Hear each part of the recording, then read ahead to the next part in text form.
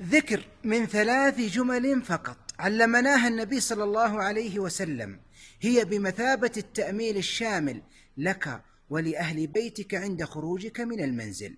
يقول عليه الصلاة والسلام: إذا خرج الرجل من بيته فقال: بسم الله توكلت على الله ولا حول ولا قوة إلا بالله، بسم الله توكلت على الله ولا حول ولا قوة إلا بالله، فيقال له: هديت وكفيت ووقيت وتنحى عنه الشيطان. فيقول لشيطان آخر: كيف لك برجل قد هدي وكفي ووقي؟ كلمات بسيطة لكنها فعالة جدا. علموها لأبنائكم وبناتكم ونسائكم ولكم أنتم عند الخروج من المنزل، هي بمثابة الحفظ لكم في طيلة اليوم.